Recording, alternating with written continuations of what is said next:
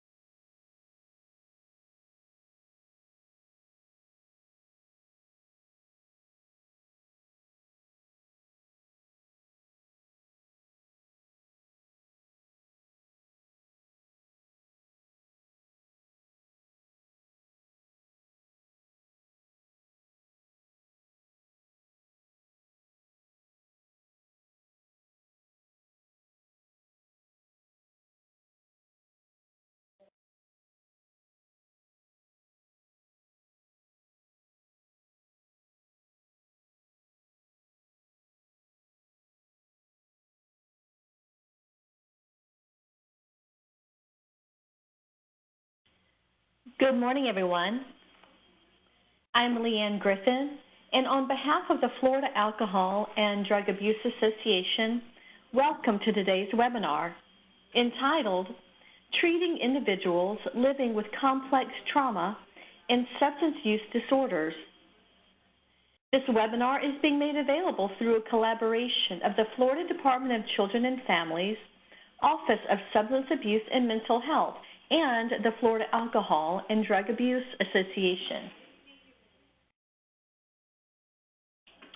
Please note that as an attendee, you are in listen-only mode and will only be able to view your name. If you have questions, please send them to the presenter and me, I'm the host, by using the Q&A panel. You may use the Q&A panel to send any questions you have as you think of them throughout the presentation, and the presenter will address the question as time permits. Our audio is broadcast through the internet to your computer. If you experience poor computer audio, there are a few options to try on screen right now. And these options will be posted in the chat panel too. If you continue to experience poor audio through your computer, try rejoining the webinar and call in using the telephone I will call in option. You must be connected to the audio portion of the presentation and view it on screen to receive a statement of credit. The recording and materials used in today's presentation will be available on the FADA website within 5 business days. And a PDF version of this PowerPoint presentation will be emailed to participants within that same time frame. FADA produces many webinars and workshops through the support of the Florida Department of Children and Families. To help participants track credits earned through attendance, we host an online community that provides a personalized digital journal where participants can maintain statements of credit for webinars and workshops taken through the Florida Alcohol and Drug Abuse Association. At the end of today's webinar, the web browser will direct everyone to an evaluation on the FADA website. You will first need to register or sign in to your account to complete the evaluation. Information you provide FADA as part of registering remains confidential. Statements of credit will be posted within 5 business days after the evaluation closes in individual professional development journals for persons completing the evaluation and attending the full webinar. Completing the evaluation is necessary to receive CE credits or to access your statement of credit. Please do note that the evaluation will close at midnight on Monday, December 17th. 1 to 2 continuing educations are available for participating in today's webinar for persons licensed through the Board of Nursing, the Board of Clinical Social Work, Marriage and Family Therapy, and Mental Health Counseling, and for persons credentialed through the Florida Certification Board. If you are licensed in the state of Florida as a healthcare practitioner, be sure to include your Florida license number for reporting to CE Broker when you register with our site for the first time. If you are certified with the Florida Certification Board or are licensed outside the state of Florida, you do not need to provide your certification number when you register with our site. Do note that WebEx monitors arrival and departure of attendees and provides a report upon completion of the event. We are not permitted to provide contact hours or a statement of credit if you do not attend the entire webinar, and we're not permitted to provide partial credit.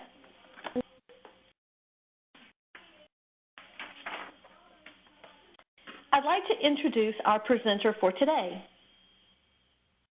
Susie Kowalsky has been serving vulnerable communities for more than a decade through direct clinical services as well as by delivering training and consultation to service providers. As a trauma therapist, Susie works with diverse populations to address issues related to complex trauma, substance use, mental health, chronic health conditions, sexual orientation and gender identity, couple and family relationships, and systemic oppression. Susie has conducted regional and national trainings for the National Healthcare for the Homeless Council and works as a consultant at the University of Chicago School of Social Service Administration, providing a training series on trauma-informed care to master's level students. In her roles as a therapist, clinical supervisor, and consultant, Susie emphasizes a relational approach in which healthy connection facilitates the development of insight, practice of new skills, and curiosity for continued growth. And we're very pleased to have Susie join us today. And Susie, if you're ready, I'm going to bring up your presentation and then turn control over to you. Great, thank you, Leanne.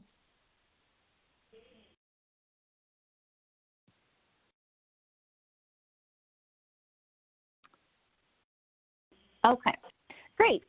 So good morning, everyone, and thank you so much, Leanne, for the warm introduction. And thank you to the Florida Alcohol and Drug Abuse Association for having me here. I am actually in the midst of providing workshops for FATA, so I'm coming to you live from Florida this morning, and I'm thrilled to be here doing this webinar with you. I'm really excited to be exploring this topic this morning, looking at the intersection of complex trauma and substance use disorders, because of all of the populations that I've had the fortune of working with throughout my career. This population are really the people who I feel like these are my people. These are the folks that I was built to understand and serve. So I really love working with this population. And I also know firsthand that this is not always an easy group of folks to serve. So thank you all for the very challenging and complex work that you're doing on a daily basis.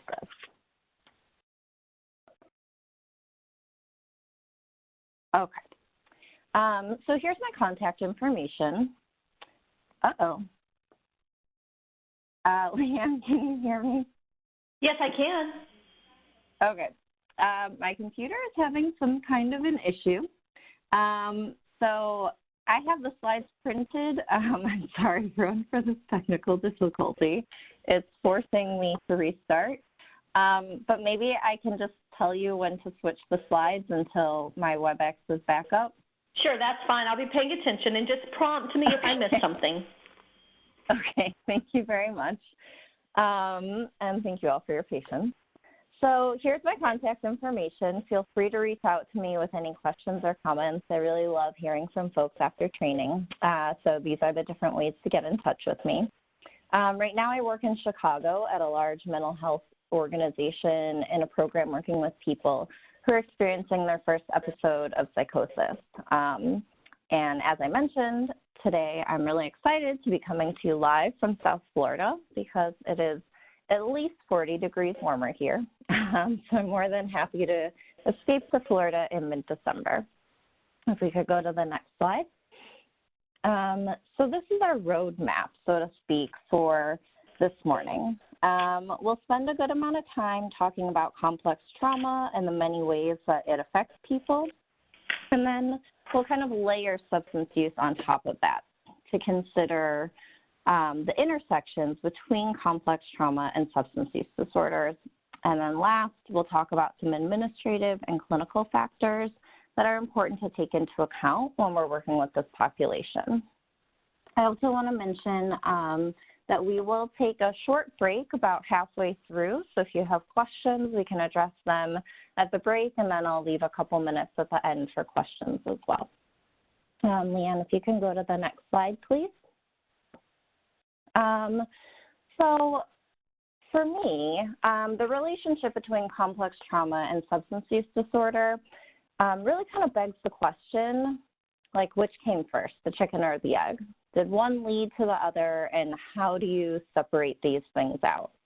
And that is a really complicated and layered question that definitely does not have a simple answer, because complex trauma and substance use disorder share a lot of common ground. They absolutely influence each other, and it can be really hard to tease them out. We also know that substance use disorders are much better researched. We know a lot more about what's effective, We have a lot of strategies for supporting people in learning coping skills, implementing relapse prevention plans, and we have a good amount of tools to address the behavioral concerns that we think of with substance use disorders.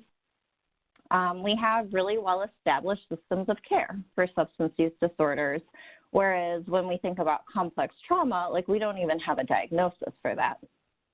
On top of that, in my experience, people's substance use disorders and the behaviors that go along with that are sometimes a little bit louder and more overt. They readily grab our attention, and we have a pretty well-developed toolbox of ways to help people. But that being said, in order to bring about meaningful and lasting change, you have to treat the trauma. So whenever I hear about patterns of substance use that aren't developmentally appropriate or reasonably managed, I look for the trauma.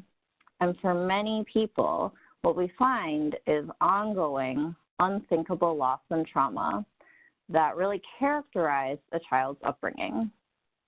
And not always, but often with complex trauma, we're working with individuals whose trauma significantly predates their substance use. So some of the people we meet present with really severe substance use that is very obviously causing some kind of problem in their life, and their relationship with drugs might be louder and more noticeable than their trauma histories, but we have to treat the trauma. If you can go to the next slide, please. So what are we talking about when we're talking about complex trauma? This term, which sometimes is called complex PTSD, and sometimes we'll hear it referred to as developmental trauma disorder, they're used kind of interchangeably. But we're talking about the dual experience of children's exposure to traumatic events, along with the long-term outcomes that come along with that kind of exposure. Complex trauma refers to the experience of growing up with exposure to repeated, ongoing, and often chronic traumatic events, and very often enacted by the very people or systems that were assumed to be sources of safety and stability in a child's life, and begins really early in life. And this kind of experience really shapes and characterizes a child's development, both socially, but also actually on a neurological level. There's a lot of really interesting research now that helps us understand the many ways that this affects a person. Without what we refer to as an adequate caregiving system, children are literally not able to develop the capacity to self-soothe, to regulate themselves emotionally and physically. And they lack just a general sense of safety in the world. And in particular, they lack a sense of safety within relationships because that's the way that our brains are affected by this kind of developmental stress. Children struggle to differentiate between a sense of safety and danger, which then puts them at risk for increased exposure to trauma. Leanne, if you could go to the next slide. So unfortunately, this is a shockingly common experience. Even knowing about this, as I started to look at the numbers more closely, it is shocking. It is more common for people to experience complex trauma than a single event trauma, such as like a bad car accident or witnessing an act of violence on a single occasion, which is really unsettling to acknowledge. We live in a country where children are frequently and severely abused and neglected, and this is a really huge and very expensive problem. And I know that most of us didn't get into this field based on monetary considerations. We're here because we care passionately about the human costs and the ways that people are affected. And one of the things that I've begrudgingly come to accept is that we do have to be aware of and consider the fiscal considerations associated with our work and the people we serve. So the direct costs associated with child abuse and neglect on an annual basis include things like hospitalization, chronic health problems, mental health, child welfare involvement, law enforcement, and judicial costs. So this is about like a quarter of the costs associated with childhood abuse and neglect. And the rest of that, you know, ranging from $94 billion to $103 billion a year, and that's going back several years now. The rest of those indirect costs include things like special education, juvenile delinquency, adult mental health, health care, lost productivity, and adult criminality. So a shocking figure is that on a daily basis, the cost of childhood abuse and neglect is around $285 million. So the cumulative economic and social burden of complex trauma in childhood is extremely high, and that's before we even really consider the human impact. We could go to the next slide. So looking beyond the monetary costs, what does complex trauma mean for the human being who grows up in this kind of environment? So human babies are incredibly vulnerable, and more than any other species, our survival is absolutely dependent on having an adequate caregiver.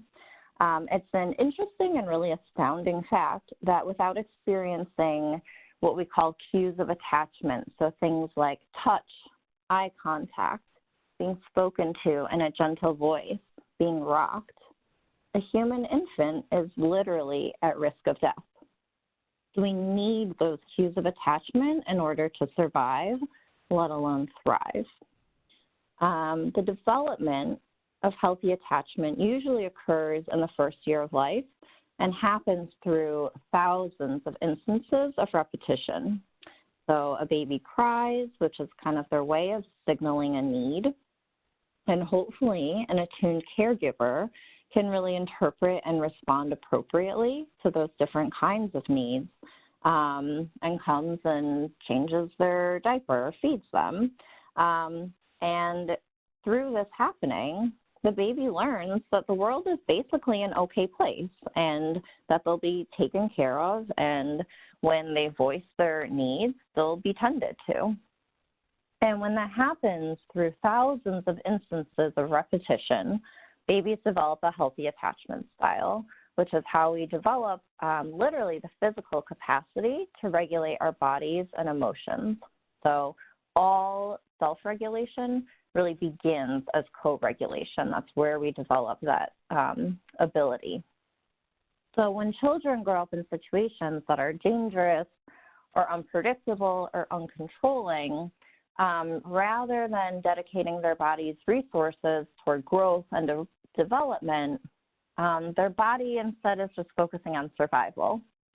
And we see kind of like a cyclical relationship between caregiving and surviving, because as I said, the greatest source of danger and unpredictability for an infant is the absence of a caregiver who will reliably respond to and protect that child.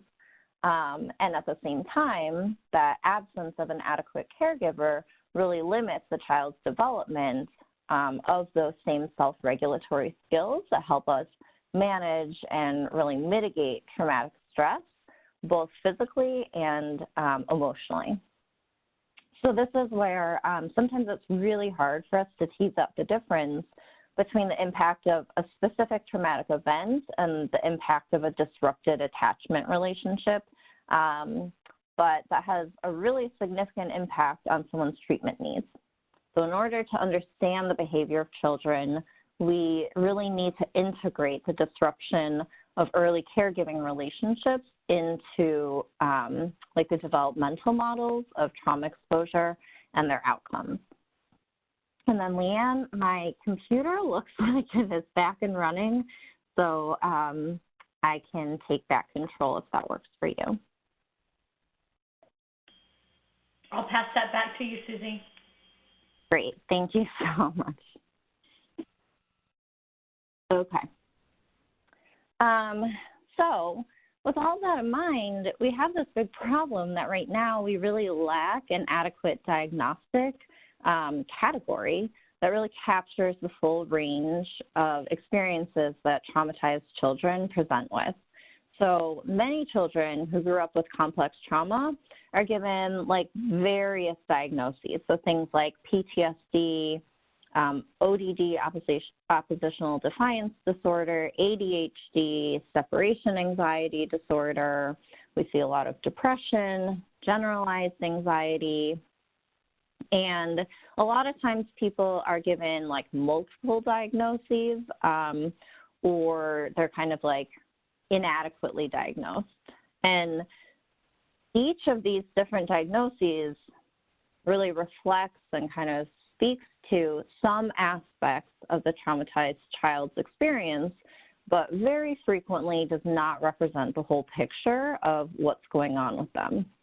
And in addition to us just lacking a really common way to describe people who come in with this type of experience, the result of not having a diagnosis is that treatment often then focuses on the particular behavior that is most commonly associated with that diagnosis, rather than on really the core issues and experiences that underlie the presentation of complexly traumatized children.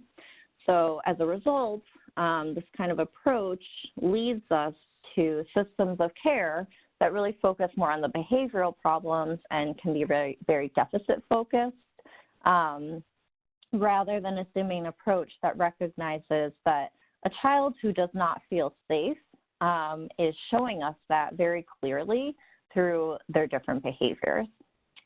So when DSM-5 was getting ready to come out, a work group that was led by Basil van der Kolk proposed that we include a new disorder that they called developmental trauma disorder for DSM-5, which was unfortunately ultimately rejected, but gives us a lot of helpful and important information. So part of the rationale for proposing this new diagnosis was the understanding that really grew out of research from the past 25 years of both child and adult populations that shows that in the majority of trauma-exposed people, traumatic stress that happens in childhood doesn't occur in isolation. So it's pretty rare that people who've experienced childhood trauma are experiencing these single event traumas, but more so, childhood stress is characterized by co-occurring, very often chronic types of victimization and other adversities. And at the same time, the impact of recurrent and interpersonal childhood trauma is very, very different than the impact of a single acute incident of trauma that occurs in adulthood. Which is really what our diagnostic criteria for PTSD tends to focus on right now is single acute traumas. And this is not at all to imply that a single incident of adult trauma is less impactful, but rather these are very different situations that impact people and unfold in very different ways. So I want to look a little more closely at the criteria that they proposed for the developmental trauma disorder, and specifically the way that they defined exposure to a traumatic event. So we definitely see here that there's this exposure to this direct and repeated severe interpersonal violence. But what really stands out to me is that there's this significant and lack of an adequate protective caregiving system. So not having that nurturing caregiving system is actually part of the definition of experiencing developmental or complex trauma. So again, we see a really strong focus here on assessing and considering the presence of a caregiving system and even defining what might be a traumatic event for a young child. So lack of trauma symptoms in certain children certainly doesn't indicate that they haven't experienced hardship or stress. It sometimes means that they actually just had a sufficient caregiving system to help them regulate the effects of those events. So this is a really important reminder for us to assess for protective factors and strengths within caregiving systems.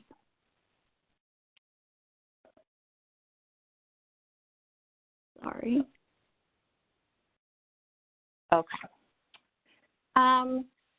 So most of the research that's out there about complex trauma identifies a lot of different areas where we might expect to see some symptoms or impairments, and we'll talk through these different domains of impairment.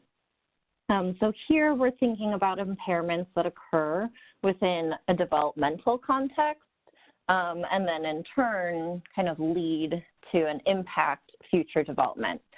So a lot of this information comes out of the National Child Traumatic Stress Network, who developed a complex trauma task force. So if this is a population that you work with or are interested in, I would definitely recommend checking them out. They have some really great resources available. So the first domain of impairment we've kind of already been talking about, but we'll explore it a little more deeply, and that's talking about attachment. So if you haven't already noticed, the importance of a child's close relationship with a caregiver really can't be overstated. So it's through relationships with important attachment figures that children learn to trust others, regulate their emotions, and really interact with the world. They develop a sense of the world as being a safe or an unsafe place, and also kind of through that same process come to understand their own value as people. And when those relationships are unstable or unpredictable, children learn that they can't rely on other people to help them. When primary caregivers exploit or abuse a child, that child learns that they're bad and the world is a terrible place. Something we know about children that's pretty interesting is that they are very, they're kind of the center of their own universe. And so they interpret things through their lens. And the assumption of a child when they're being treated badly is that they are somehow bad. So most children who are abused or neglected are going to have some difficulty developing strong, healthy attachments to a caregiver. Children who don't have healthy attachments are definitely more vulnerable to the impact of complex trauma. So we're going to see kids who have a lot more difficulty controlling and expressing their emotions. They might react sort of violently or inappropriately in different situations. And then it also impacts their relationships with other people. So our ability to have healthy and supportive relationships with friends, significant others, and other family members really depends on having first developed these kinds of relationships within our family. So a child with complex trauma history might have problems in romantic relationships and friendships, and definitely with authority figures, and that might show up in relationships like in school or with police officers. When a child doesn't have a general sense of trust or safety, then they're also going to be at increased risk of experiencing additional traumas. So one of the examples that really comes to mind for me of a client I worked with who has experienced a just horrific amount of childhood trauma. She was taking a night class, and she parked really, really far away in like a dark, empty parking lot because she just didn't like dealing with the hassles of looking for parking, and like driving kind of stressed her out in general. So she would just park at like the far end of this parking lot that by the time she got out of class was like really abandoned. And it absolutely didn't occur to her that this was a dangerous situation. and really talking through this with her and kind of asking about like what might signal to her that this is safe or dangerous, what would she notice. I was really shocked at how insightful she was in telling me, well, Susie, I don't ever feel safe. I never feel safe no matter what, so I don't really know when I'm in danger. So I thought that was a really helpful way for me to understand how that like experience of complex trauma in early childhood can put someone at risk for being re-victimized. We can definitely also see ways where complex trauma impacts a person's body and brain development. In the last 20 years or so, we've really made a lot of advancements in terms of our ability to study the brain and body and understand in much greater detail and with a lot more clarity what this all looks like. We also know that normal biological function is partly influenced by environmental considerations. So when a child grows up where they frequently feel scared or under stress or anxiety, their immune system and their body's stress response system may not develop in the typical way. So later on, when that same child, who may now be an adult, is exposed to like ordinary levels of stress that for most people might be stressful, but not necessarily so noteworthy, their biological systems automatically respond as if this person is under extreme stress and threat. So, for example, someone might experience significant physiological reactivity, like rapid breathing or heart rate, or might just shut down entirely when they're in somewhat stressful situations. And so I think it's important for us to remember that these responses, having this really extreme response, is actually adaptive for someone who's facing a significant threat and is now out of proportion in this context of normal stress.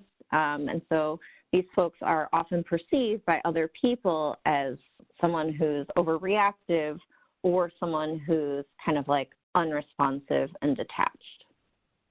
So stress in the environment can definitely impair the development of like the body's brain and nervous system. We also know that in situations where people are neglected and they don't have like mental stimulation, that also will limit the brain from developing to its full potential. So children with complex trauma histories might develop chronic or recurrent physical complaints like headaches, stomach aches, or just like vague somatic complaints that can be difficult to pinpoint. One of the things that I think is really interesting is that we can see that there are really high rates of autoimmune disease among incest survivors. So with an autoimmune disease, the body is literally attacking itself and isn't really able to discern between what's safe and unsafe, even at like the physiological level.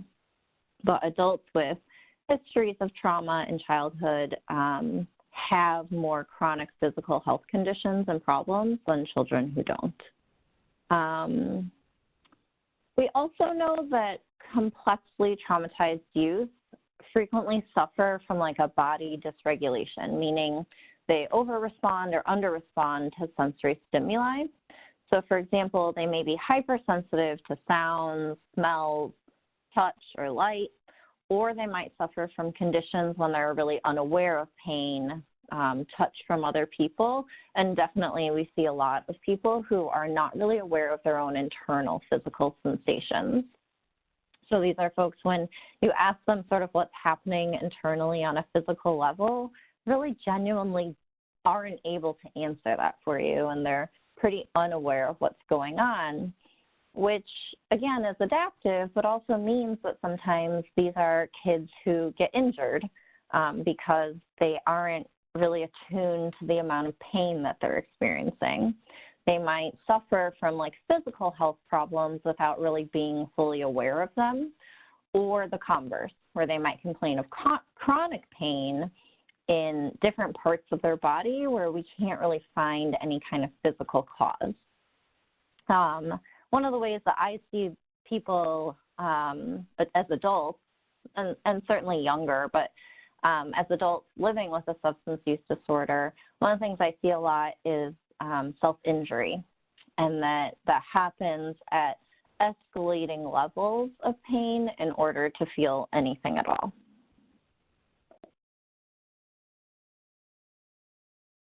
Okay. Affect regulation. So we've talked about some of the ways that attachment, and these domains overlap, but we've talked about some of the ways that attachment really leads to the ability to regulate our affects. And we can understand then that children who've experienced complex trauma are often going to have difficulty being able to identify, express, and manage their emotions. And they also might have really limited language for describing their internal feeling states. These kids often internalize and or externalize stress reactions. So we kind of see both ends of the spectrum here.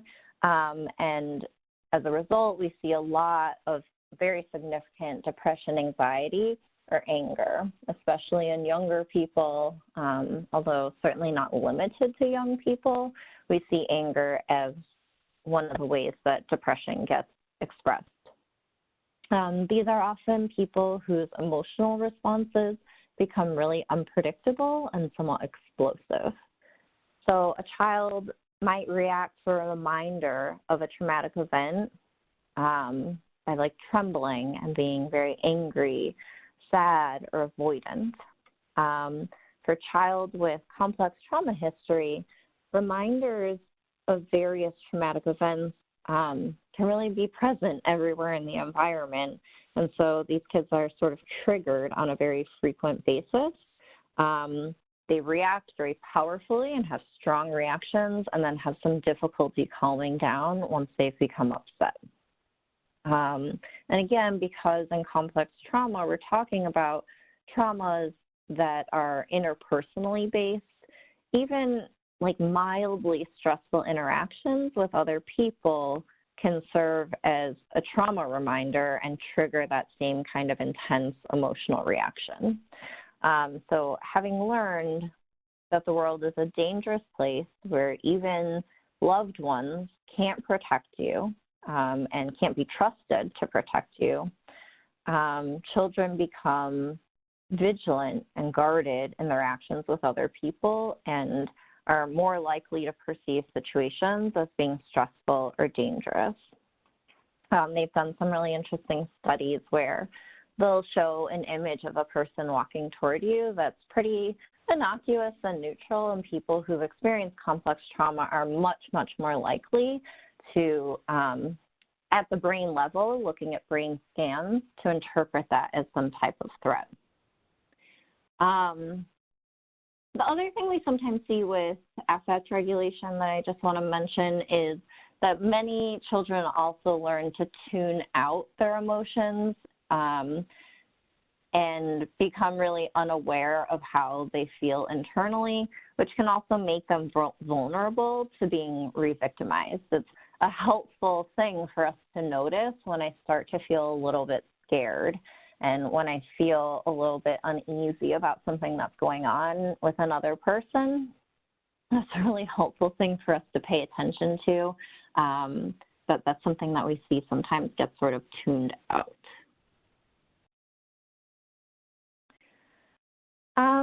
Dissociation, I would say, it's really at the heart of a trauma response. So we're always going to see some aspect of dissociation associated with complex trauma. Because when children encounter an overwhelming and terrifying experience, the way that our brain handles that situation is to tune out parts of it and sort of shut down our response to it in order to make it more survivable. So kids who have grown up in this type of environment might perceive themselves as being sort of detached from their bodies. So I've worked with people who talk about feeling like they're sort of like floating on the ceiling and watching themselves, or feeling like they're sitting somewhere else in the room and being able to like observe what's happening to their body, but not feeling like they're integrated. Some people talk about feeling like they're almost in like a dream-like or altered state that doesn't feel totally real, where there's like a sense of derealization, or feeling like the experience is happening to someone else, that they're like watching their life play out and being able to notice the ways that that's affecting that person, but not identifying as the person being affected. We definitely also see people who are going to have gaps in memories. And sometimes those gaps in memories are around the trauma and around their personal history. So I've worked with people who really can't remember their childhood and don't really have any like clear, cohesive memories of what happened in childhood. But sometimes the gaps in memories also come in smaller ways, where maybe when they get triggered, there's, 5 or 10 minutes that goes missing. I saw this a lot working in substance use treatment, where you can sort of notice that someone looks like they disappear from the room, and there's sort of this like blank facial response, and they look like they're sort of spacing out and not paying attention. And when I talk to the person later on, they don't really remember what happened for, maybe just 5 or 10 minutes in group, but this is something that happens on a pretty regular basis in their life. So a lot of dissociation functions to really be able to tolerate these really overwhelming circumstances and kind of compartmentalize really painful memories and experiences. And also we can see where it's helpful perhaps to be able to detach from yourself when you're experiencing repeated interpersonal trauma, to be able to have that sense of this isn't happening to me, this is happening to this other person, is a helpful coping strategy. And it's not something that someone chooses, it's something that kind of happens neurologically as a survival skill.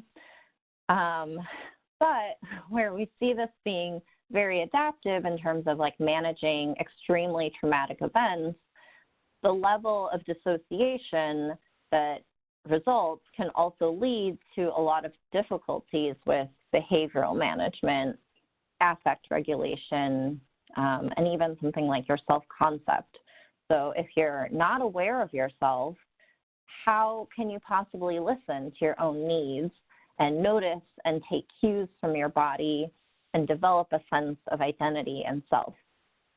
So dissociation really invites continued organization around the traumatic experience, and it serves to really mute and distance and fragment those memories.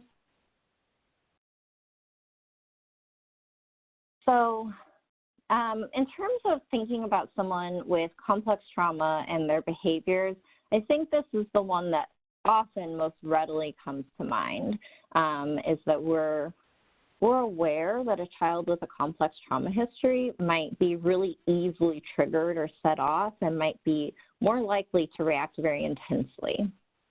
This child might struggle with self-regulation, again, like things like being able to know how to calm yourself down once you've gotten upset, and might not have very great impulse control or the ability to think through the consequences of their actions before they go through with them.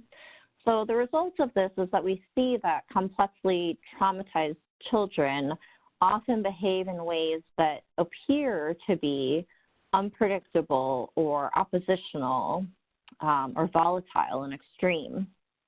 And a child who feels powerless or who grew up fearing an abusive authority figure might react really defensively and aggressively in response to their perception of being blamed or attacked, or might sometimes be like over-controlled and sort of rigid and unusually compliant with adults. We're also going to see a link here between dissociation and the behavior that we'll notice on the surface. So this child might seem sort of like spacey and detached, kind of distant, not really in touch with reality. Children who've experienced complex trauma are more likely to engage in high-risk behaviors, so things like self-harm, unsafe sexual practices, and really excessive risk-taking. So things like driving at really high speeds. We're also going to see an increase in illegal activities, things like alcohol and substance use, assaults and getting in fights a lot. We see a lot of running away, maybe stealing, maybe engagement in sex work. And so these kids are often going to be more likely to enter the juvenile justice system because of the behaviors that they manifest and present with. The thing that I think is really important to note here is that these kids really very rarely will just discuss what happened to them and talk about their trauma history, and there's very frequently not a lot of insight into the relationship between what they do, how they feel, and what happened to them in the past. So they tend to communicate and sort of show people about the nature of their traumatic past by repeating it in the form of interpersonal like enactments. So they're not often telling people what happened, but they're more showing it through their behavior.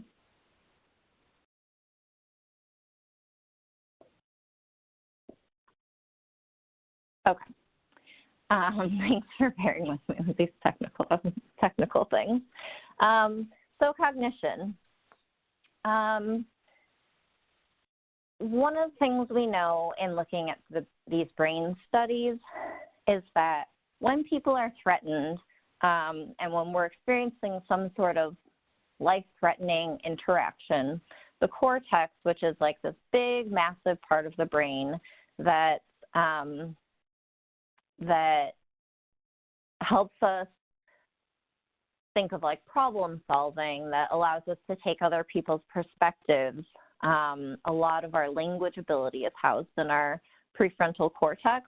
The cortex goes offline during a traumatic event, and that's because usually those types of things are not very likely to save our lives. Instead, our energy gets routed toward pumping blood through our bodies, bringing oxygen to our extremities, being able to run really fast, things like that.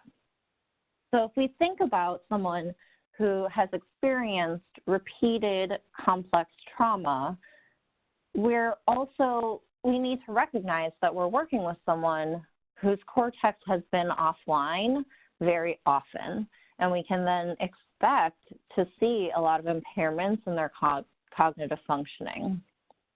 So children with complex trauma histories might have a hard time thinking clearly and really reasoning and problem solving. They might really struggle to plan ahead, to anticipate what's going to come next or in the future, and then to act accordingly. When children grow up in conditions where there's a constant threat, all of their internal resources go towards survival, which has a very present moment focus, so then it makes it very hard to think about the future. We also know that when people's bodies and brains are kind of in this chronic stress response mode, that people then have a hard time thinking about a problem calmly and considering multiple alternatives. Again, this like originates in our response to trauma, that this isn't necessarily going to result in survival. So these types of experiences actually cause damage to the brain at the cellular level, and specifically in the areas of the brain that are responsible for language. I think it's Martin Teicher does a lot of really interesting research on the parts of the brain that are responsible for language development. And he's shown that it's actually physically more difficult for children who've experienced this type of abuse to communicate. So this like old saying of sticks and stones may break my bones, but words will never hurt me, we know is categorically untrue, and that verbal abuse and this type of physical abuse causes physical abuse at the brain cell level. Kids who grew up in an environment where they didn't have a lot of ability to influence what happened to them and to keep themselves safe because they're kids, their environment was overpowering and abusive to them, haven't developed a strong internal locus of control. They've grown up in a situation where they don't have a lot of control over what happens to them, and that's become an adaptive norm for them, is that I need to look at what's happening around me because I don't have a lot of ability to influence that myself. So the last domain that we'll talk about is that sense of self and self-concept. So children in particular learn their self-worth from the way that other people react to them, particularly the people who are closest to them. Caregivers are going to be the people who have the greatest influence on a child's sense of self-worth and value, and it makes sense then that someone who's experienced abuse and neglect, that child is not surprisingly going to feel very often worthless and sort of despondent. Children who have been abused will often blame themselves. In part, I mentioned that children's brains are sort of more organized around themselves than adults are. Our ability to see someone else's perspective and consider that is something that develops in our brain much later in life. But also it might feel safer to blame yourself as a child, and this is not a conscious process, but it might feel safer to blame yourself rather than to recognize that your caregiver is unreliable and dangerous. So children tend to interpret abuse as there must be something wrong with me because this is happening to me, rather than what's wrong with this adult that they're hurting me in this way. We're going to see a lot of shame, guilt, low self-esteem, and poor self-image to be pretty common among children with a complex trauma history. To be able to plan for the future with a sense of hope and purpose, a child has to value himself or herself. Planning for the future also requires a sense of hope, a sense of control, that there's something I can do in the future, and the ability to see your own actions as being meaningful and valuable. So children surrounded by violence in their homes and communities from an early age learn that they can't trust, the world is not a safe place, and that they're powerless to change their circumstances. And what we see then is that really impacts their beliefs about themselves, others, and the world, and really diminishes their sense of competency. These kinds of negative expectations then interfere with like positive problem solving and opportunities to make a difference in their own lives. A complexly traumatized child might see themselves as being kind of powerless or damaged and feel like planning and taking positive action is futile. So very often we'll see people who have kind of a really dark worldview, and they tend to see things through, kind of filtered through that lens that becomes somewhat pervasive in a lot of the different ways that they interact with people. One of the other really common things I interact with people who experience complex trauma is that sense that I'm damaged or broken. And that can be that piece of like I'm broken, there's something wrong with me, tends to really underlie a lot of the behaviors that I tend to see with people in this population. So I want to go ahead and see if there are any questions that have come up before we take our break. Thank you, Susie. And there is one that, or actually there's a couple that I can bounce to you if you're ready. Yep, go ahead. Thank you. Okay, and you referenced DSM-5 developers and looking at developmental trauma disorder. Why did the DSM-5 developers ultimately decide not to include DTDN-5? That's a great question, and I don't have a clear answer for it. I believe that some of the rationale that was provided was that there wasn't enough evidence that this was a distinct disorder. And the other rationale I've heard provided, which is really just hearsay, so I don't want to endorse it necessarily, but I've also heard thoughts about the idea that we don't necessarily have a medication that will treat developmental trauma disorder, and so there wasn't sort of pharmaceutical backing for this idea. Okay, thank you. And of course, like you said, that that's what you've heard. Okay. Yeah. Also, secondly, in the event of a diagnosis of reactive attachment disorder, for example, children in foster care due to substance abuse of one or both parents, are there ways to mitigate risk of the child going on to develop a substance use disorder of their own?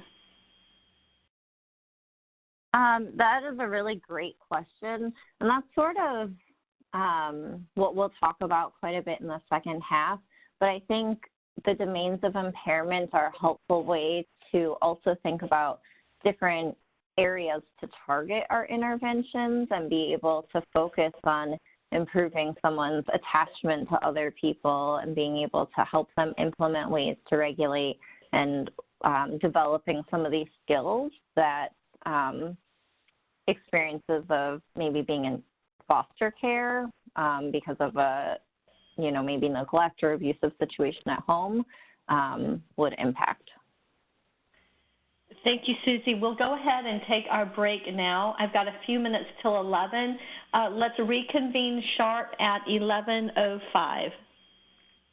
Okay, great. Thanks, Leanne. Thank you.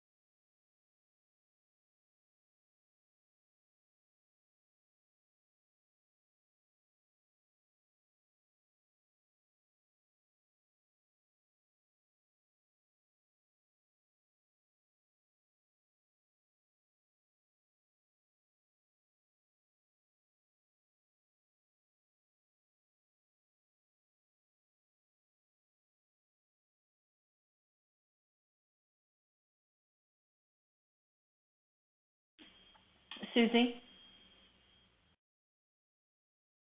Yes, I'm here. I was just going to let you know I have dropped in a few questions just directly from me to you that have come in, and you can just glance over them and see if there's anything you want to address now, or we can wait until toward the end of the presentation. Where have you dropped them in? I would have dropped them in the chat panel from me to you.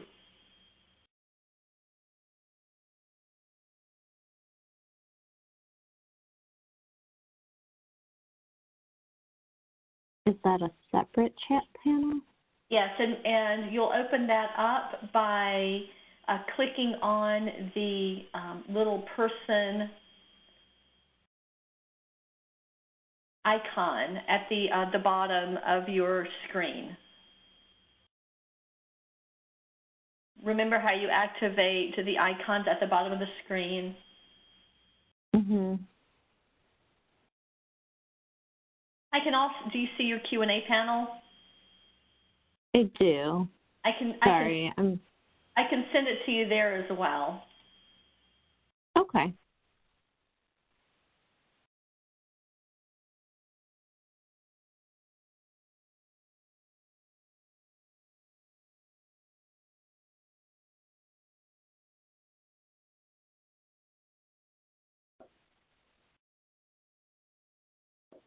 All right, Susie, it is 11:05 if you'd like to resume. Okay. I'm sorry, Leanne, I'm having trouble seeing where the questions are. Do you want to read any of them to me? Sure, I can do that for you. Okay, thank you. Sorry about that. That's all right. And again, they may be more complex than you want to address at the moment. The first one is, what activities to build affect identification do you recommend for individuals that lack insight or have significant cognitive delays? Okay. That's one. And it relates to activities. Do you see that in the Q&A panel? I don't actually. I'm sorry. So I think that for that, I might put that on kind of our parking lot for now. Okay, that's fine. We'll talk a little bit in the second half about activities, but essentially my short answer is that I would help bring someone's attention to their own body as a good way to begin, of just different like mindfulness practices and things that help someone become more aware of their internal state. Okay, and then another question that came in, again, we can address this later if you prefer, but is there a correlation between childhood complex trauma and how that affects IQ levels in the short and long term?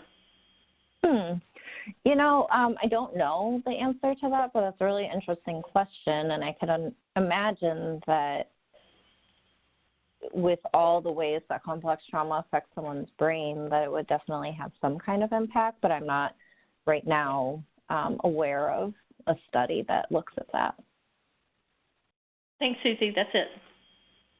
Cool. Okay. So we're going to pick up where we left off. So we've talked about all these different domains where complex trauma affects a person, and I think like a natural question that stems from that is, what happens to these children when they become adults? Unfortunately, someone has already studied that. So the ACEs study gives us a really like solid starting point to understand the link between childhood events and future health and behavioral outcomes. So the ACEs study, if you're not familiar with it, was really a landmark study that happened back in the 90s in Southern California. Folks at Kaiser Permanente conducted one of the largest studies. There were over 17,000 adults in the study.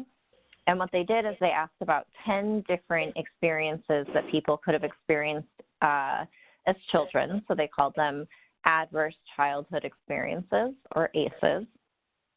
And then they also collected information from those adults about their chronic health conditions, about their mental health, their behavioral health, and different kind of like adult outcomes.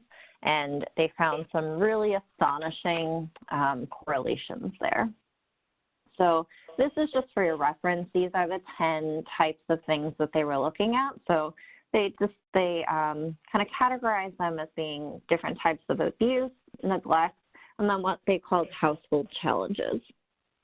So they would collect someone's information, and what they call an ACE score is how many of these 10 events did someone self-report. And what they found is that the ACEs are incredibly common. So over 2/3 of the people in the study had experienced at least one of the ACEs, and then they tended to kind of cluster together. So having experienced one of the ACEs meant that it was more likely that you've experienced 2 or more. And then the ACE scores were also really strongly linked with more severe and like multiple, like what we might now call comorbidities, so like different physical and behavioral health issues. So people who had higher ACE scores had experienced more childhood adversity, had more severe like health issues as adults.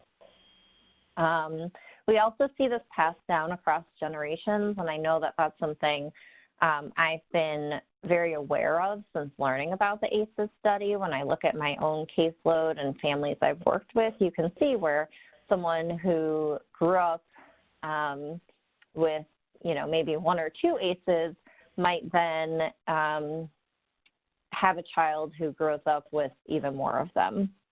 One of the things that I find most shocking about the ACEs is that on average, having 6 or more ACEs shortened people's life expectancy by 20 years, which is a really astonishing thing to think about. And where this relates to different like physical and mental health conditions, we see that having 4 ACEs doubles your risk for heart disease and cancer. 4 or more ACEs, we saw 13 times the rate of suicide attempts. And then where this ties in for substance use and kind of the second half of what we'll be talking about today is that people who had high ACE scores had incredibly elevated rates of substance use disorder. So thinking about how complex trauma often relates and kind of translates to a high ACE score, and considering those different domains of impairment, it kind of starts to make sense that we could see these kinds of outcomes. And at the same time, that is really shocking information to consider, that men who have 6 or more ACEs are 46 times more likely to be using intravenous drugs.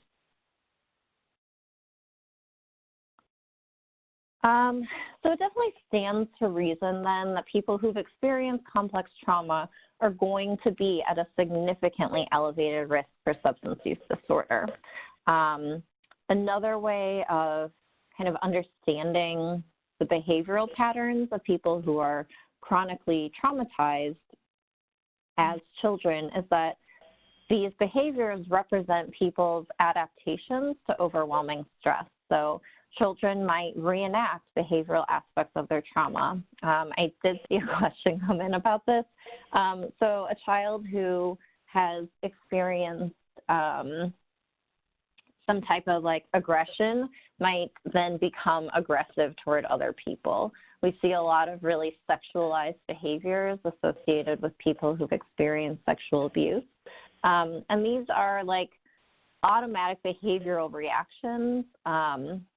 And one of the ways we can think about reenactments is that it's sort of someone's attempt to gain mastery or control over their experience. That once you reenact this as an adult, you're sort of in a different position than you were as a child. We also know that children might use these kinds of strategies like substance use to cope with and to be able to regulate their internal experiences. So without having more advanced coping strategies, traumatized youth very well might use substances, and not to blame or shame them around it. It's that they weren't given the type of caregiving system that would promote the development of more adequate coping strategies. So substance use may be what's available to them in order to moderate what could be really intolerable levels of emotional reactivity. We also know that without information about how to negotiate interpersonal relationships in a healthy way, we can see people then be at risk of increased rates for risky behaviors like teen pregnancy, suicidality, other self-injurious behaviors. So there's definitely a pretty clear link, I think, that begins to make a lot of sense between complex trauma and substance use. And there's some statistics here that reference that. So there's a lot of studies that show that for many adolescents, there's kind of a tricky relationship between substance use and trauma, and being able to tease apart which came first kind of goes both ways. For some people, the trauma predated the substance use and led to substance use, and for many people, engaging in substance use can increase risky behaviors. So you might do things like walking through unsafe neighborhoods or driving under the influence, or like hitchhiking that you may not have done without that use of substance. As I mentioned, it's hard, and we can see this, the people who are engaged in substance use might have difficulty being able to discern safety from danger, which is going to increase the risk of re-traumatization. And when people are using substances in what become unhealthy patterns, it actually starts to inhibit their ability to cope with traumatic events. So something that was initially a coping mechanism and may have genuinely been really helpful in managing the effects of trauma is now becoming a barrier to being able to effectively manage subsequent trauma. So one of the things we've talked about is this idea that at the heart of complex trauma is really a lack of connection. So we're going to watch a video now where Johann Hari really proposes the idea that lack of connection also underpins substance use disorders. So, and Susie, I will take control of the presentation and go get the video file. Okay. Thank you, Leanne. Mm-hmm.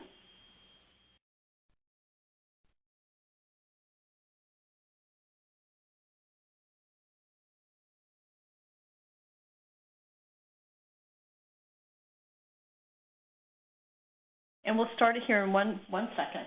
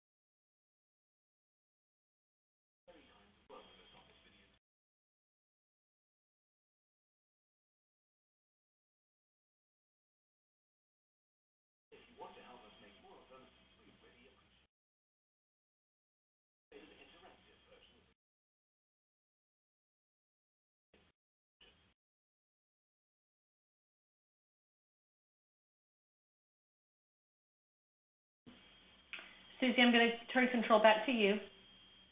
Great, thank you.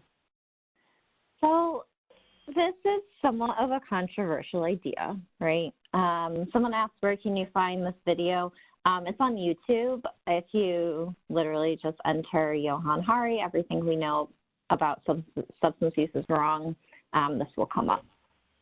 So it's available on YouTube. And like I was saying, this is a pretty controversial idea in a lot of ways. And I think if we look at all the ways in which complex trauma can impair developmental functioning, we start to see a lot of overlap with substance use. So if we look again at those domains of impairment, this relates really closely to substance use disorders. People with substance use disorder often lack healthy attachments in their lives and instead then develop a strong attachment to a substance. Their biology is definitely impacted and absolutely affected.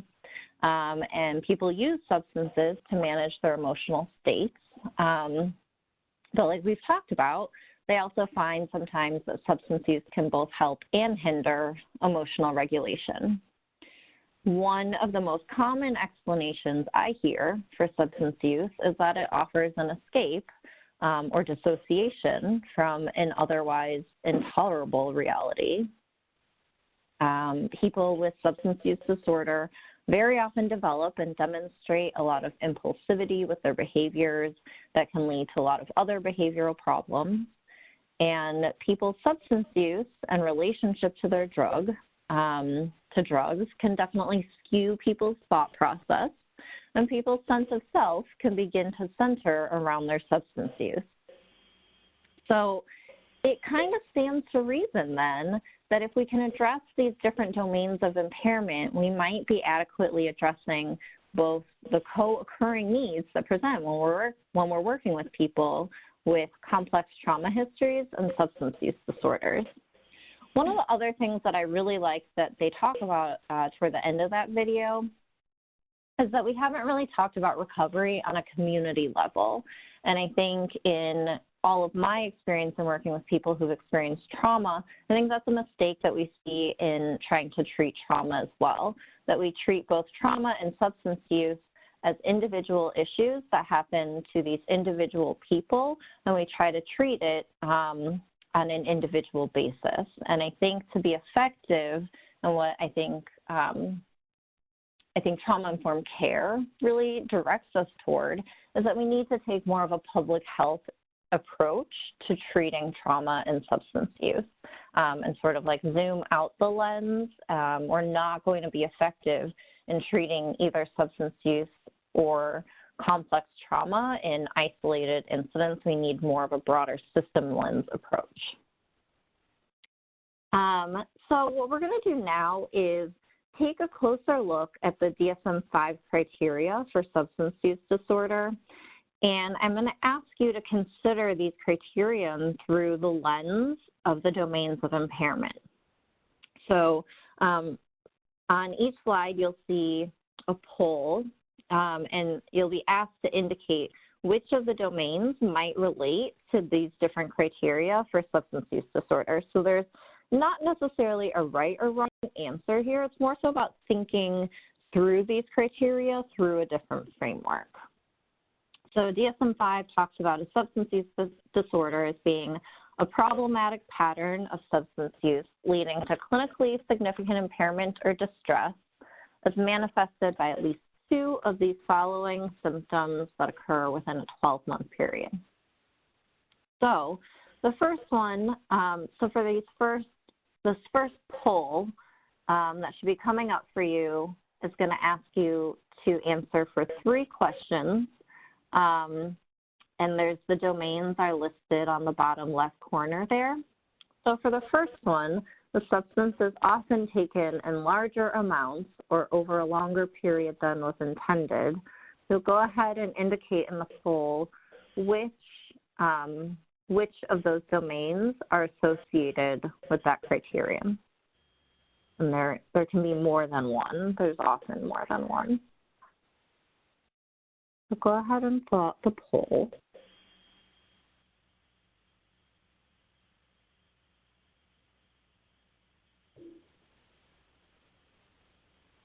And Susie, after the 3 questions on this particular slide are answered by the group, we can go ahead and close and look at the answers before we go to the next slide. Okay, great.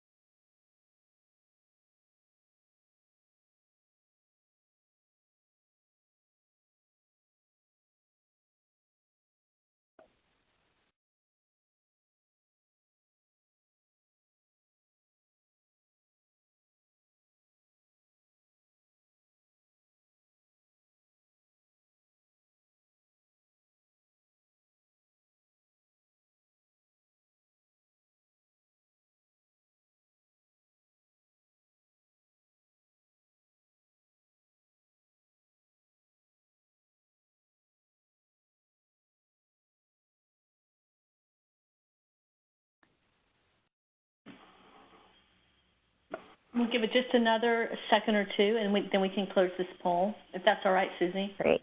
Yep, that'd be great.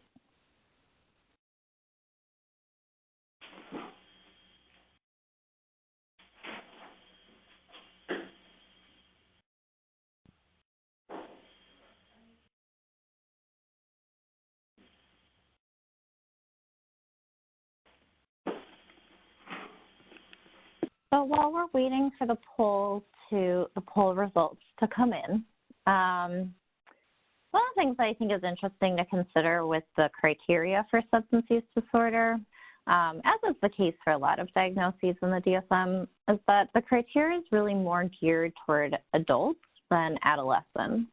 And we know that with people who experience complex trauma, that their substance use often begins before adulthood.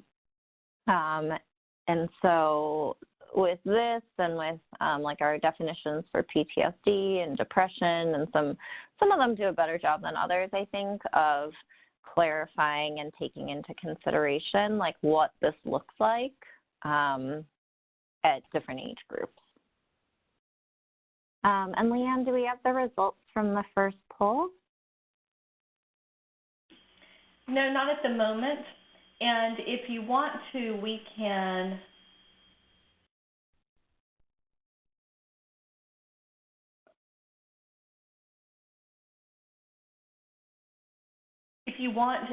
we can go ahead and attempt to go to the next slide. Okay. So on this next slide, you'll do the same thing. So you should have a poll that will ask you for each of these different criteria to identify which of the domains of impairment from complex trauma might relate to these criteria for substance use disorder. And Leanne, I can tell you on my poll, it still shows the original one.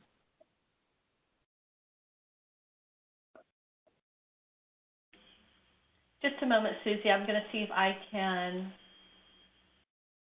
It looks like my system's having a little difficulty responding at the moment to any of the polls. So just one moment. We're seeing if we can continue with the polls, and if not, you may just need to proceed with the presentation and just perhaps let the audience look at the questions and perhaps address them without the polls.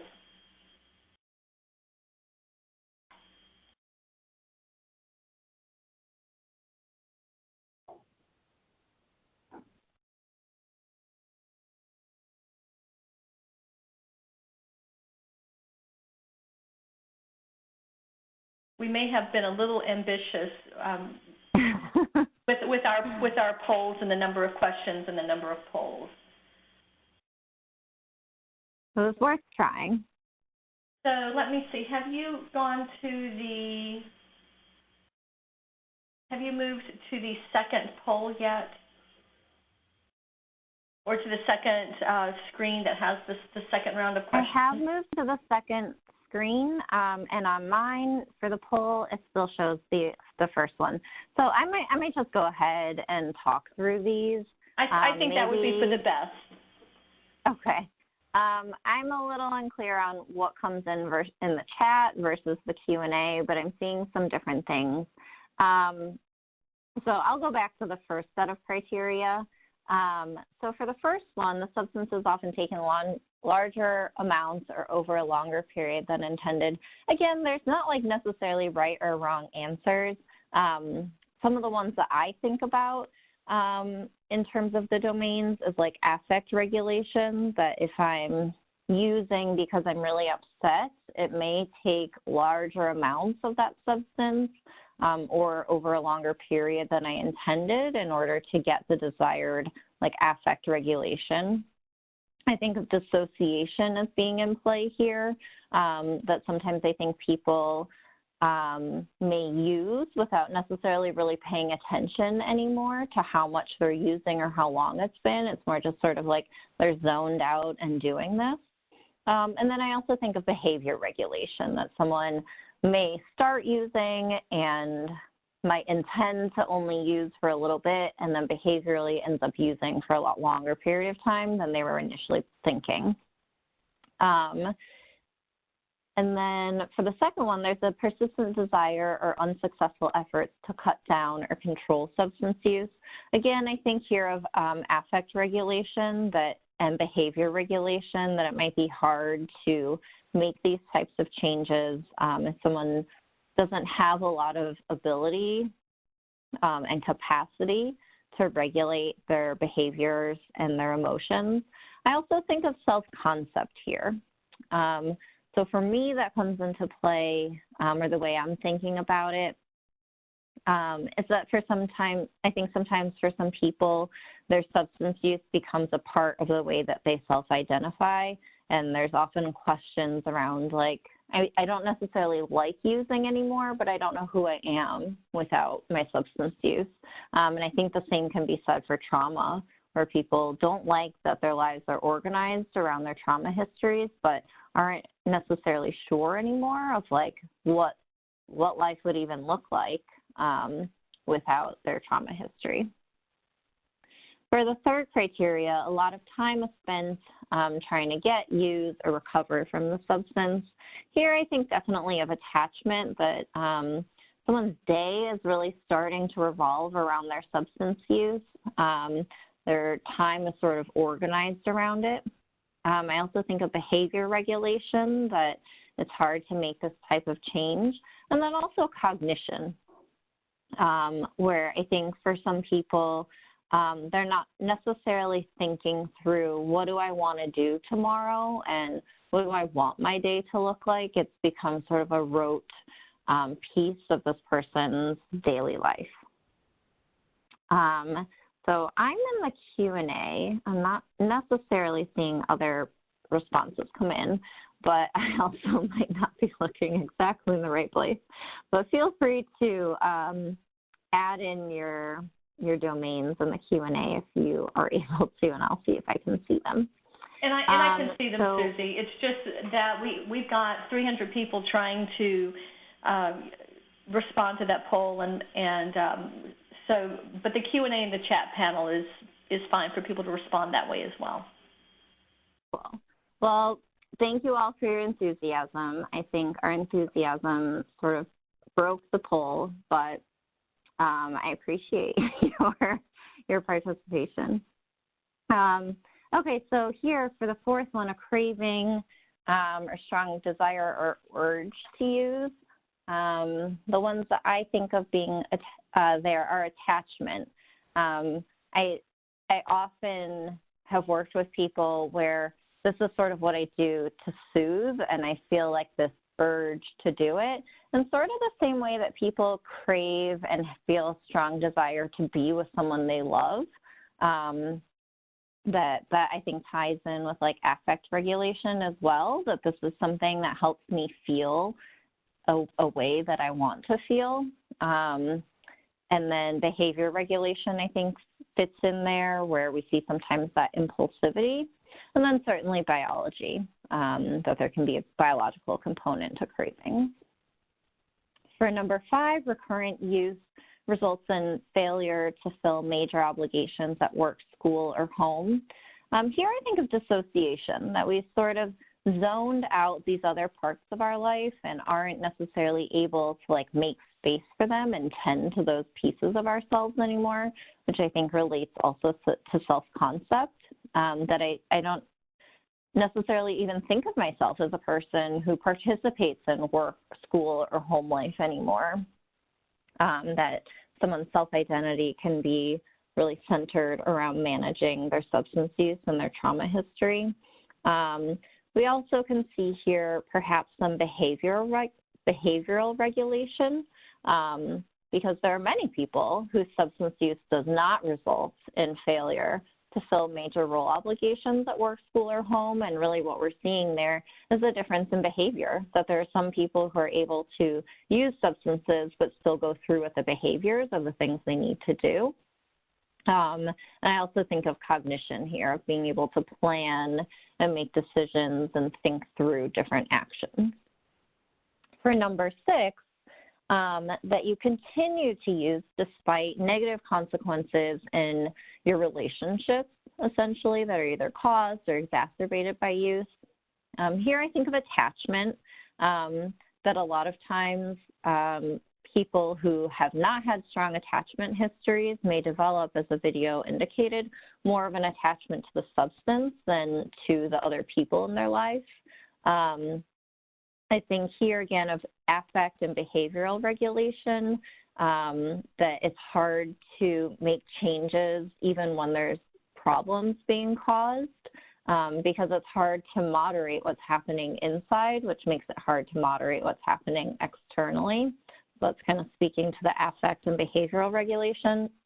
And then I think also self-concept comes into play here, that someone who doesn't think of themselves as being worth loving or a good friend or partner or parent may not necessarily make changes to their substance use in order to make space for their relationships if their history of relationships is not a positive one. For these next ones,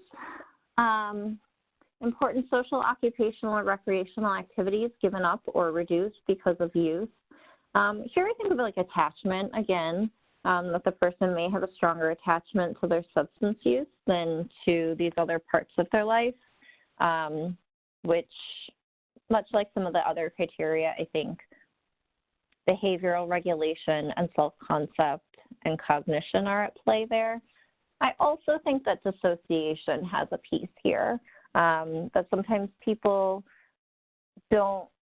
either are not aware of the impact that's happening on their social life, their work, or their sense of fun. I think recreation is an interesting one for someone with a complex trauma history. When I've talked to people who've experienced complex trauma and I ask them about times that they have fun or what they do for enjoyment, I get this blank stare of like, that's not a thing that happens in my life. Sometimes I feel not as terrible or I feel a little bit safer than others, but like doing something for fun is something that feels so detached from this person's experience. But I also think kind of the converse is true, that if you're participating in social activities and occupational activities and recreation, those things serve an important function in our lives and can be very fulfilling. But if you're someone who's pretty dissociated and you're not really aware of the impact those things have on you, or those activities don't have that same fulfilling impact on you, you're going to be more likely to give them up, and substance use might have more of an impact in changing the way that you feel and moderating your internal states. For number 8, recurrent substance use in situations that are dangerous. Again, I think of dissociation, of not necessarily having a great radar for what's dangerous and what's not. That behavioral regulation piece of like the impulsivity and the risk-taking, and then the cognition of not necessarily being able to think through the potential consequences of going through with this decision. I don't think that that's necessarily a thought process that happens. It's all just sort of a quick action. Number 9, substance use continues despite recognizing that it causes some sort of physical or psychological problem. I think dissociation is really central here again, is not necessarily, if I'm not aware of my physical states and my emotional states, it's really hard for me to recognize that there's any type of problem with them, or to look at the role of substance use. I think cognition plays a role there, and being able to consider the ways that your substance use affects your physical and psychological self. And then I think, again, behavior regulation and self-concept are at play here.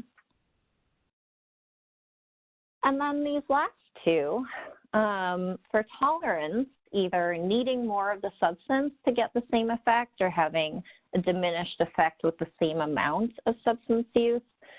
Certainly biology is going to be at play here. But I think also affect regulation. If I'm someone who uses a substance when I'm feeling triggered and anxious and panicked, it may take more and more of that same substance for me to moderate my internal state. If I'm someone who it's very hard for me to calm down once I've been triggered, so to speak. I also think dissociation is at play here, of not necessarily noticing when have I gotten the desired effect, and I think this relates very closely to the first one, but like when have I actually gotten the desired effect really requires that you be aware of the effect that it's having on you physically and emotionally. And then for the last one with withdrawal, of experiencing withdrawal or using in order to relieve or avoid withdrawal symptoms, certainly I think they're really primarily of biology being involved. So I'm going to keep going, and maybe at the end we can kind of revisit some of these if people had questions or comments. So it's really hard sometimes for us to know how to treat people who have both a complex trauma history and substance use disorder. For people who are living with a complex trauma history, abstinence from the substance might not resolve their trauma symptoms, and for some people, it might actually make their symptoms worse. If I'm someone who uses heroin in order to dissociate from the extreme physical and emotional pain that my life is characterized by, all of a sudden being very aware of the extent to which I feel horrified, it's going to be really challenging and upsetting and not necessarily fruitful. There are some 12-step programs that don't necessarily acknowledge the ways that pharmacology and psychopharmacology can be important. And sometimes 12-step models also don't incorporate, because they're not built for substance use or for trauma treatment, they don't incorporate the impact of trauma and can be written with some very shame-based messages. And while there are many, many people who have found extraordinary value and utility in 12-step models, there are also those people for whom it doesn't work. I think part of that is related to the idea that having a confrontational approach, which we also see sometimes in substance use treatment, can definitely exacerbate some of those affective symptoms. But it also serves to disempower people when we tell them what they have to do and what their problem is and what's wrong with them. That is not an effective way to work. That's not a very trauma-informed approach to services. While we might have a lot of really astute observations about areas where someone's life may benefit if they made some changes, that's really different from empowering someone and helping them develop that internal locus of control and that sense of efficacy in their own life. At the same time, treatments like exposure-based approaches, which are very big in PTSD treatment may not be effective in addressing substance use. So all of this is really leading toward the necessity for a more integrated treatment approach, where we treat both substance use and complex trauma together rather than one or the other, or sometimes what happens is we treat one and then the other. Being able to tease out which symptoms we can attribute to either someone's trauma or substance use or both is really complicated because there's a lot of overlap. So again, I think this kind of points to the need for an integrated treatment approach. So we'll talk a little bit about some different administrative and clinical considerations for integrating treatment in settings that aren't necessarily designed for it. So when we're talking about integrated care, I want to distinguish between trauma-informed care and trauma-specific treatment. So trauma-informed systems, so trauma-informed care is really talking about being able to take into account our knowledge and understanding about trauma, its impacts, the interpersonal dynamics, and paths to recovery associated with trauma, and to incorporate this knowledge thoroughly into all aspects of service delivery. Whereas trauma-specific treatment would fall under the umbrella of trauma-informed care, but is more focused on directly addressing the impact of trauma on people's lives and facilitating recovery and healing. So many people, so everyone can participate in trauma-informed care. Trauma-informed care encompasses things like the wording on the forms you use, the way that your building is laid out. That is not the same as trauma-specific treatment, so only trained clinicians who are able to work in that type of capacity should be providing trauma-specific treatment. I just like to point that out because I think sometimes when we start talking about trauma-informed care, people feel either overwhelmed or confused about but I'm not a trauma therapist. How do I work with someone who's experienced trauma and stick within the roles of my position? So trauma-informed care has become kind of a buzzword, so I just put this slide in for reference. I really like SAMHSA's definition of trauma-informed care. So they talk about recognizing kind of the universality of trauma, being able to recognize symptoms when we see them, knowing how to respond and thinking about what do we do, and then being proactive in resisting re-traumatization. Along those lines, orienting people to a sense of safety is really at the heart of trauma treatment. And at the same time, safety is often a very primary concern for people who are engaged in substance use. So I think it's helpful to think about safety across several dimensions, but there's a lot of different ways that people with a trauma history who are also engaged in substance use that we should be thinking about their safety. So first, there's internal safety, which is just, can I regulate and tolerate my internal experiences? Do I know how to modulate my physiological arousal? Can I discriminate my current fears from past danger? So do I have a sense of safety in those areas? And that I would say that all of these aspects of safety are essential to have in place before we even begin to address the trauma itself. We have to establish a sense of safety first. So that's going to include absolutely relational safety. We've talked a lot about how both substance use and complex trauma really center around lack of a caregiving system. So we need to be able to help people orient to safe, healthy relationships.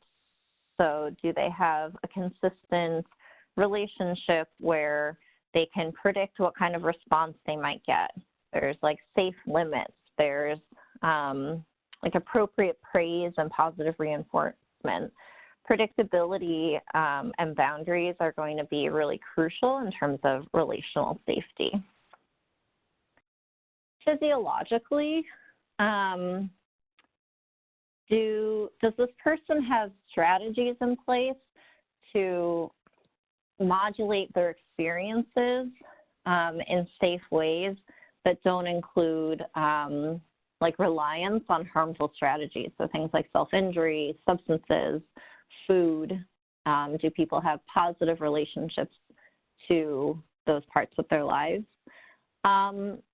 Another part of physiological safety that I think of is, can this person tolerate experiences that they have in their life without frequently thinking of like death as a viable option? Is this person like willing and able to keep themselves alive in the most basic way? And do they have the beginning of some understanding of the ways that their body and sort of somatic connection to stress relates to their internal experiences? For environmental safety, we want to think about, is their physical environment safe? Does their environment like support the values of trauma-informed care? And is there the space set up to support like that kind of regulation we've been focusing on?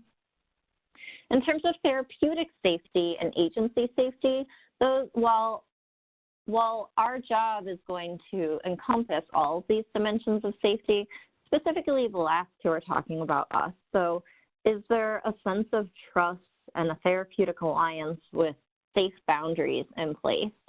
If that isn't there, there's no way that we should be even touching someone's trauma history. We really need to be focusing on just building a sense of safety with me as a helper.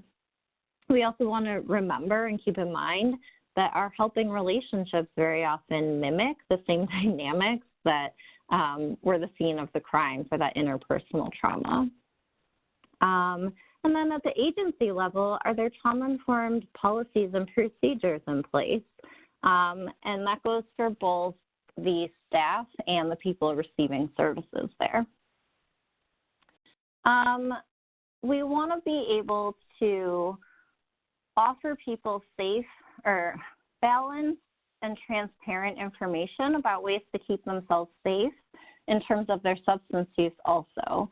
So that includes giving clear, transparent information about what's required, who's eligible for services, but also talking with people about overdose risk factors, educating them on withdrawal tolerance, and those biologically related safety pieces.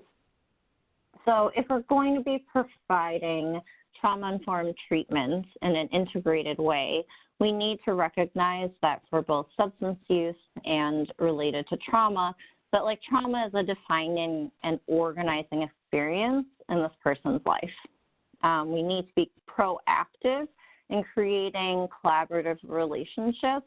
And as we've talked about, we'll encounter many invitations to cross boundaries in one way or another, to either distance ourselves from someone or insert ourselves in terms of like their decision making. So we need to be proactive in keeping our eye on the boundaries of our relationship.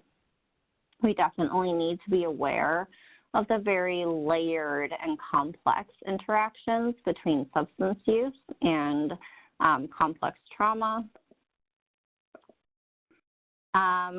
We need to simultaneously address substance use and complex trauma. I think this is something that we're getting better at as a field, but a lot of times it's sort of like one and then the other, but that's not how people experience these problems in their lives. They're layered simultaneously on top of each other. Again, we need to be proactive in empowering people to make decisions in their own lives. We need to provide wraparound services and kind of recognize that we're treating a whole person and they're going to have a lot of different types of needs. So I always like to end trainings by kind of prompting people to consider ways to make your learning and understanding of this material extend beyond our time together today. So I'll let you all think about these 3 questions and kind of answer them for yourselves while I go ahead and answer any questions that have come in. Thank you, Susie. so while individuals are responding to the questions on the slide, let's go ahead and address, if it's convenient, a couple of the questions that came in earlier. Yeah, that'd be great. One of them is, could you comment on or offer one intervention of the causative behavioral treatment for trauma versus EMDR? Sure. So I think if I'm understanding the question is, can I kind of comment on some of the differences between EMDR and cognitive behavioral therapy for trauma? Well, and it was a comment on one intervention of the causative behavioral treatment for trauma versus EMDR. Okay.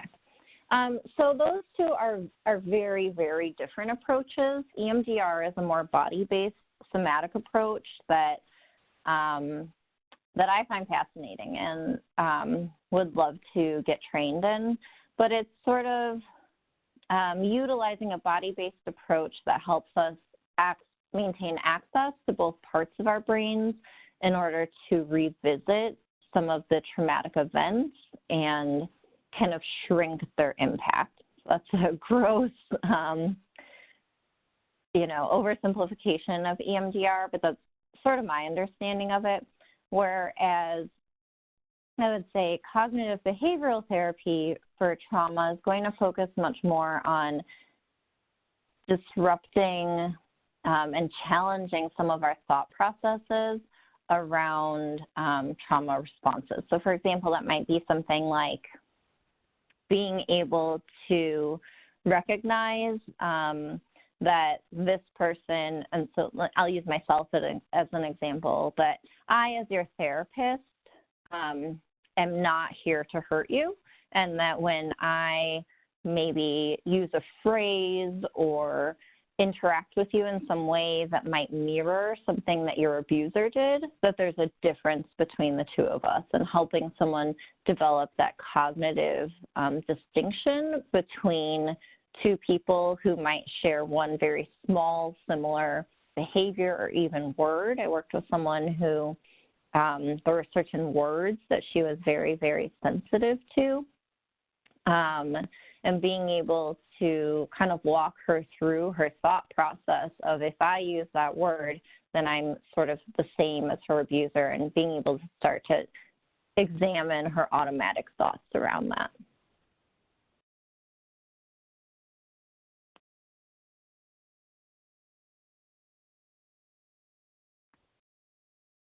Are there any other questions that came in, Leanne?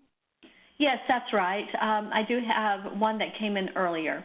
When an adult is only recently addressing childhood trauma, what ongoing role should we have or approaches we should take? Sure.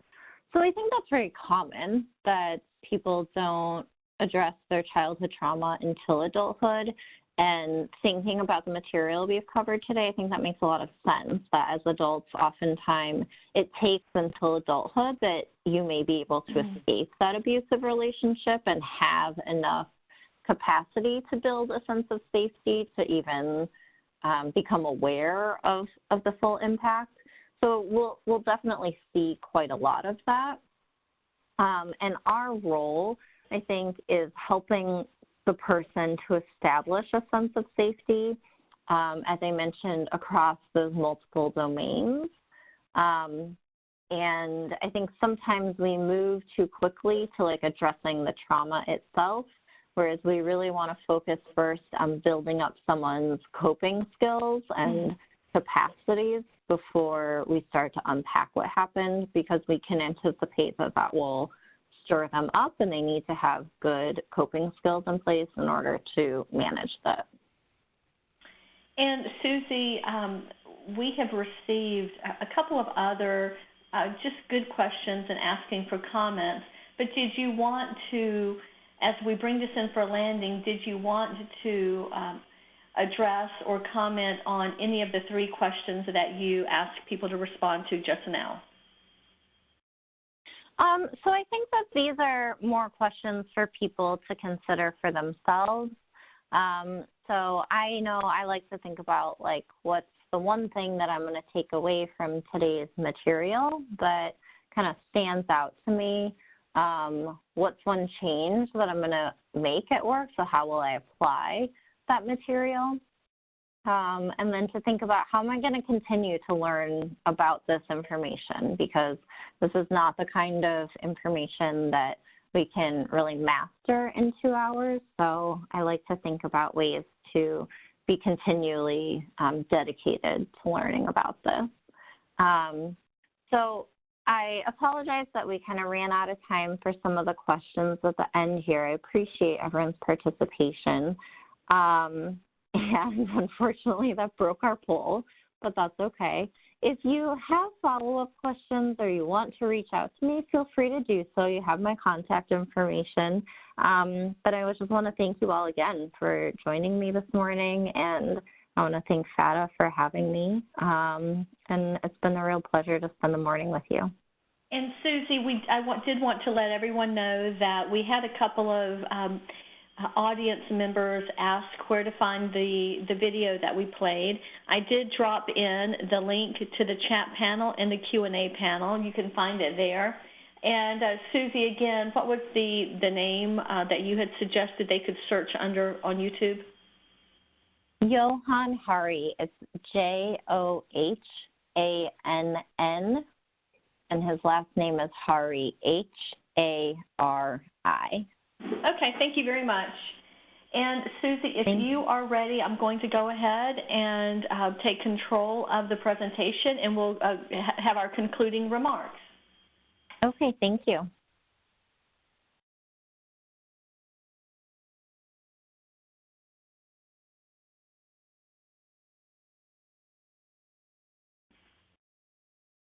Susie, as always, thank you so much for participating and sharing your experience with the group today. It was very well received, and we had a lot of really good, strong comments, very interesting along the way. I did want to remind all of our participants that when I conclude the webinar today, your browser is going to take you to an evaluation on FATA's website. If you want to receive a statement of credit for the event, do please complete the evaluation. You will be prompted to register or sign in order to complete the evaluation, and you can register as a visitor at no cost. After you register or sign in, you'll be directed onward to the evaluation. And I also wanted to let you know, if it's not convenient to complete the evaluation right now, that's fine. You're going to get another opportunity in about 30 minutes through a follow-up thank you email. The sender will be FATA On Demand Messenger at WebEx. Do remember that the evaluation closes at midnight on Monday, December the 17th. Also, just so you know, we do not email the statements of credit. Instead, after we verify your attendance and completion of the evaluation, a statement of credit will be generated as a journal entry in your individual profile on our online community. That's how that works.